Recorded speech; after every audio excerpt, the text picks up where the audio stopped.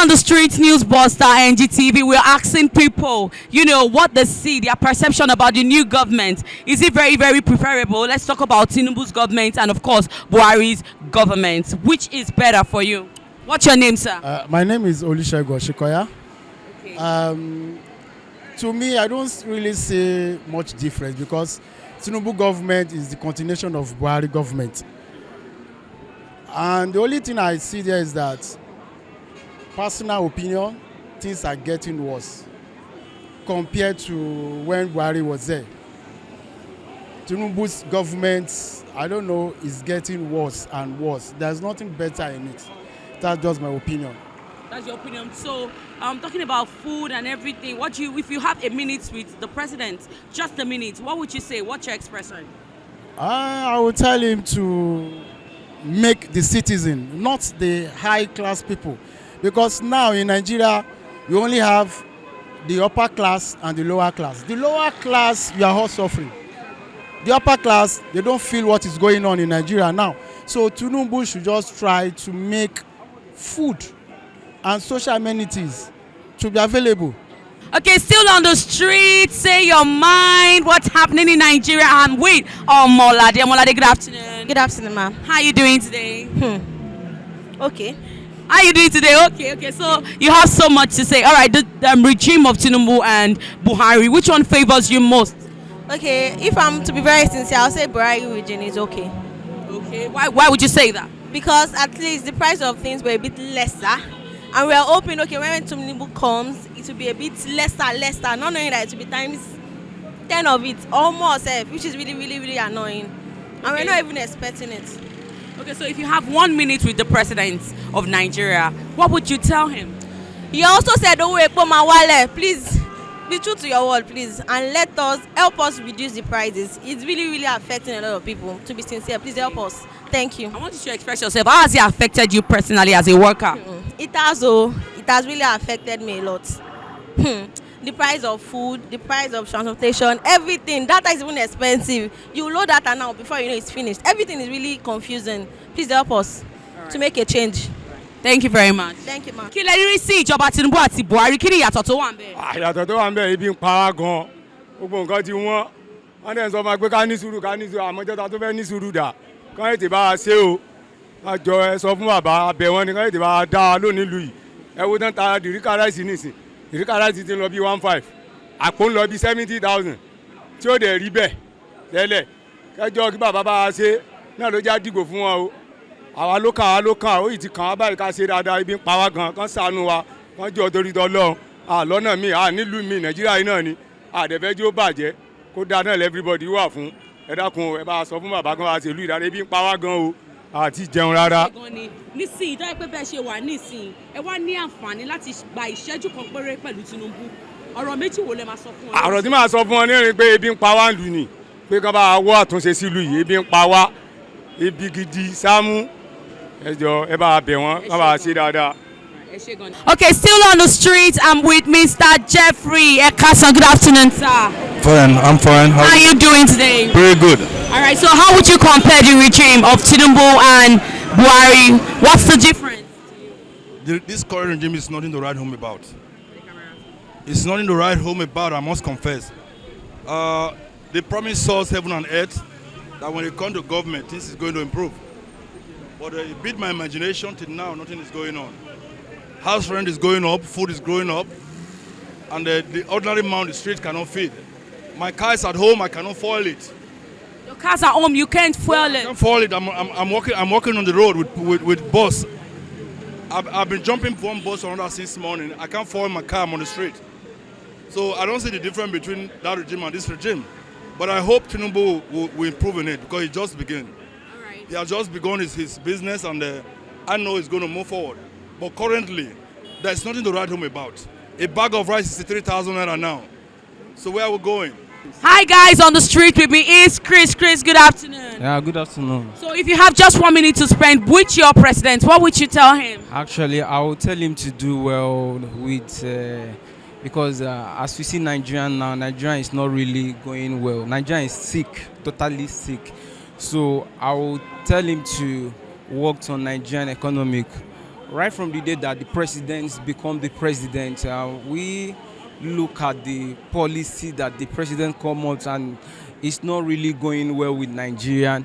So if the president doesn't have the capacities and the ability to handle Nigerian, the better thing the president to do is for him to resign and leave for another person. To resign. Well, who would you think is the best for that position? Yeah? Who do you think is the best? The best. I think based on the 3 people that contested the election, that's 2023, we heard a lot about 3 of them, both the president. We heard a lot about Atiku Abubakar and Obi. But as for me, as a youth of Nigerian, we know the real person that's supposed to become the president of this country. You think it's a real person? It's Obi. Obi is the nice person that's supposed to become the president of this country. Okay. Obi is honest, and I believe that if we give Obi that opportunity to become the president, I'm not saying that Obi will just wake up and make Nigerian great for a day. But I think with the right policy, with the experience that he had, Nigerian will be better off. Thank you very much. Aunty Ajoke, ẹ káàsán. Ẹ Ẹ fẹ́ para gan ni o, àbí? Okay, kí lẹ rí sí ìjọba tó wà níbí báyìí lọ́wọ́lọ́wọ́? Tẹ́mi bá rí o, mo lè yìnbọn dànù. Torí wípé kò tiẹ̀ rọrùn rárá everything. Kọ́tẹ̀ ọkọ̀ bá reduce oúnjẹ gangan. Òun ni kókó. Number 2, kí ló wúkọ ẹ̀ àwọn health I don't even know how to put it sef. Tá bá fẹ́ lọ sí clinic náà another thing. Government àti private ó ti jọ di kankan náà. Antenatal for registration sí 40,000. Antenatal náà wọ́n fara máa san. So everything I don't know what to say. But ìjọba kó ṣàbá wa nǹkan ṣe sí ṣá. That's my own. Ṣé pé Nàìjíríà ṣì máa dà? Gbàtọ́ bá bí a ti Jésù bá padà wá ṣá. I'm with Deborah and Daniel, still on the street, asking questions. If you have just 1 minute with your president, what will you tell him? And of course, what's the difference between the 2 regimes, the Buhari's regime and of course the Tinubu's regime? Good afternoon, ma. Good afternoon. You are pretty. Thank you so much. Okay, so what would you have to say about the 2 regimes? Which one favor you?